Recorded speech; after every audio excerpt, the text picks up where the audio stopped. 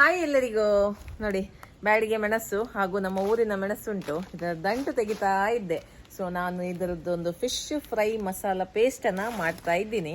So ಅಂದರೆ ಇದನ್ನು ಮಾಡಿ ಇಟ್ಟು ಫ್ರಿಜ್ಜಲ್ಲಿ ಇಡೋದು ಸುಮಾರು ದಿನ, ಅಂದರೆ 1 ತಿಂಗಳವರೆಗೆ ಇದನ್ನು ಯೂಸ್ ಮಾಡ್ಬೋದು. ಇನ್ಫ್ಯಾಕ್ಟ್ ಅದಕ್ಕಿಂತ ಜಾಸ್ತಿ ಕೂಡ ನಾವು ಇದನ್ನು ಇಟ್ಟು ಯೂಸ್ ಮಾಡ್ಬೋದು, ಏನು ಕೆಡೋದಿಲ್ಲ. ಹೀಗೇನೆ ನಾವು ಅಂದರೆ ಹೊರಗಡೆಯಿಂದ ಅಂಗಡಿಯಿಂದ ಪ್ಯಾಕೆಟ್ ಇದ್ದು ಮಸಾಲ ಪುಡಿ ಅಥವಾ ಪೇಸ್ಟ್ ತಂದು ಮಾಡೋದಕ್ಕಿಂತ ಮನೆಯಲ್ಲೇ ಸುಲಭದಲ್ಲಿ ಒಳ್ಳೆ ಕೆಂಪು ಕೆಂಪು ಕಲರ್ ಬರುವ ರೀತಿಯಲ್ಲಿ ನಾವು ಮಸಾಲೆನ ರೆಡಿ ಮಾಡ್ಬೋದು. ಹೊರಗಿನ ಪ್ಯಾಕೆಟ್ ಇದ್ದು ತಂದರೆ ಅದರಲ್ಲಿ ಪ್ರಿಸರ್ವೇಟಿವ್ಸ್ ಎಲ್ಲ ಹಾಕಿರ್ತಾರೆ. ಸೊ ಹಾಗೆ ಅದು ಹೆಲ್ತಿಗೆ ಒಳ್ಳೆಯದಲ್ಲ. ಆದುದರಿಂದ ಮನೆಯಲ್ಲೇ ನಾವು ರೆಡಿ ಮಾಡಿದರೆ ಅದಕ್ಕೆ ಟೇಸ್ಟ್ ಕೂಡ ಜಾಸ್ತಿ, ಹೆಲ್ತಿಗೆ ಕೂಡ ತುಂಬಾನೇ ಒಳ್ಳೆಯದು. ಓಕೆ, ಹಾಗಾದ್ರೆ ಫಿಶ್ ಫ್ರೈ ಮಸಾಲ ಪೇಸ್ಟನ್ನು ಹೇಗೆ ಮಾಡೋದು, ಹೇಗೆ ಸ್ಟೋರ್ ಮಾಡೋದು ಅಂತ ನೋಡುವ ಬನ್ನಿ. ಓಕೆ, ಇಲ್ಲಿ ನಾನು ಒಂದು ಬೌಲಲ್ಲಿ ಬಿಸಿ ನೀರು ತಕೊಂಡಿದ್ದೀನಿ. ಈಗ ಇಲ್ಲಿ ನಾನು 50 ಬ್ಯಾಡಿಗೆ ಮೆಣಸನ್ನು ಹಾಕ್ತಾ ಇದ್ದೀನಿ. ನೀರಲ್ಲಿ ನೆನೆಸಿದ್ರೆ ನಿಮಗೆ ಇದನ್ನು ರುಬ್ಲಿಕ್ಕೆ ಸುಲಭ ಆಗ್ತದೆ. ಹಾಗೆ ನಿಮಗೆ ಒಳ್ಳೆ ಕಲರ್ ಕೂಡ ಒಳ್ಳೆ ಕೆಂಪು ಕೆಂಪು ಬರುತ್ತೆ.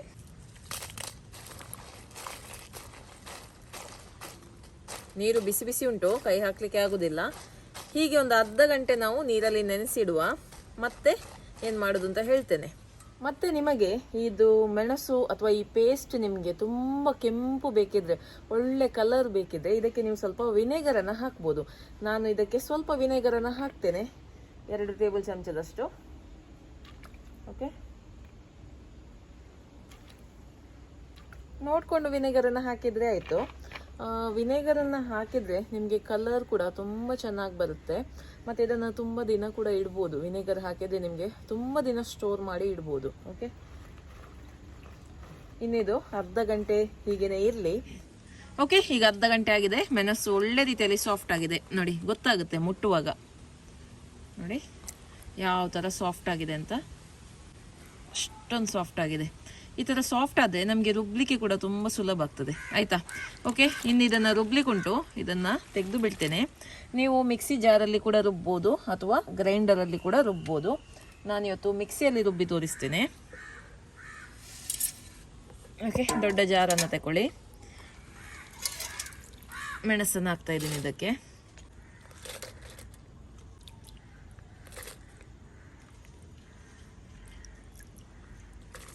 ಈಗ ಇದಕ್ಕೆ 3 ಇಂಚಷ್ಟು ಶುಂಠಿಯನ್ನು ಹಾಕ್ತಾ ಇದ್ದೀನಿ. ಹಾಗೆ 20 ಎಸಳು ಬೆಳ್ಳುಳ್ಳಿ, 2 ಬೆಳ್ಳುಳ್ಳಿ ಉಂಟಲ್ಲ ಇಡೀ, ಅದನ್ನು ಹಾಕಿದ್ದೀನಿ, ಮೀಡಿಯಂ ಸೈಜ್ ಇದು 2.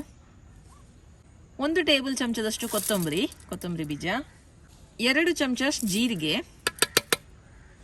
1 ಚಮಚ ಕರಿಮೆಣಸು. ಓಕೆ, ಅಂದರೆ ಮೆಣಸು ನಾನು ಗಿಡ್ಡ ಹಾಕಿದ್ದೀನಲ್ಲ, ಅದು ಖಾರ ಇರ್ತದೆ. ಹಾಗೆ ನಾನು ಖಾಲಿ ಪೆಪ್ಪರ್ 1 ಚಮಚ ಹಾಕಿದ್ದು.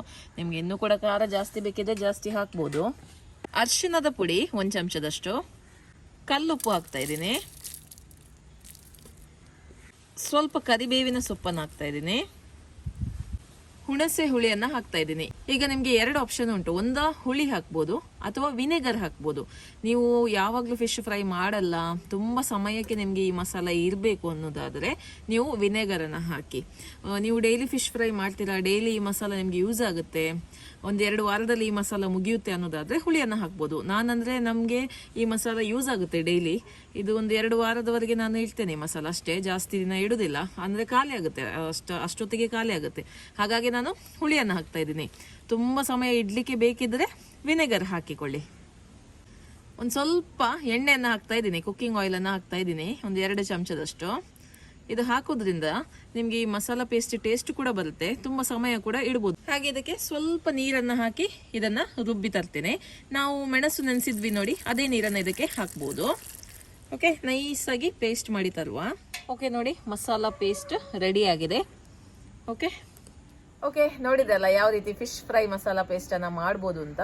ಈ ಪುಡಿ ಹಾಕಿ ಮಾಡೋದಕ್ಕಿಂತ ಈ ಥರ ಮಸಾಲೆಯನ್ನು ರುಬ್ಬಿಕೊಂಡು ನೀವು ಮೀನನ್ನು ಕಾಯಿಸಿದ್ರೆ ತುಂಬ ಟೇಸ್ಟ್ ಬರುತ್ತೆ ನಿಮಗೆ.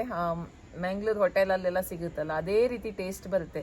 ಬಟ್ ನೀವು ಪೌಡ್ರ್ ಹಾಕಿ ಮಾಡಿದರೆ ನಿಮಗೆ ಆ ಟೇಸ್ಟ್ ಸಿಗಲ್ಲ. ಆಯಿತಾ? ಮತ್ತು ಈಗ ನಾನು ಇದನ್ನು ಒಂದು ಒಳ್ಳೆ ಏರ್ ಟೈಟ್ ಡಬ್ಬದಲ್ಲಿ ಹಾಕಿರ್ತೇನೆ. ಗ್ಲಾಸ್ ಜಾರಲ್ಲಿ ಹಾಕ್ಬೋದು ಅಥವಾ ಒಳ್ಳೆ ಟೈಟ್ ಆಗಿರುವ ಟಿಫಿನ್ ಬಾಕ್ಸಲ್ಲಿ ಕೂಡ ಹಾಕಿ ಇದನ್ನು ನೀವು ಫ್ರೀಸರಲ್ಲಿ ಇಡಬೇಕು. 2 ವಾರಕ್ಕೆ ಎಂತ ಆಗುದಿಲ್ಲ, ಒಂದು 15-20 ದಿನಕ್ಕೆ ಎಂತ ಆಗುದಿಲ್ಲ.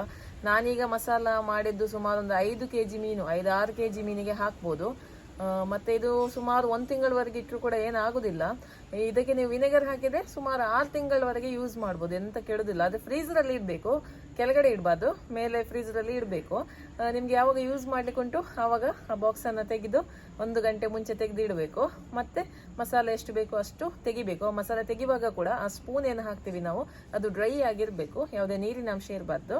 ಆ ಸ್ಪೂನಿಂದ ಎಷ್ಟು ಬೇಕೋ ಅಷ್ಟು ಮಸಾಲೆ ತೆಗೆದು ಮೀನಿಗೆ ಹಾಕಿ 10 ನಿಮಿಷ ಮ್ಯಾರಿನೇಟ್ ಮಾಡಿ ಮೀನನ್ನು ಕಾಯಿಸಿದ್ರೆ ಆಯಿತು. ಈ ಮಸಾಲದಲ್ಲಿ ನೀವು ರವಾ ಫ್ರೈ ಮಾಡ್ಬೋದು, ತವಾ ಫ್ರೈ ಮಾಡ್ಬೋದು, ಮಸಾಲ ಫ್ರೈ ಮಾಡ್ಬೋದು, ಆಯ್ತಾ.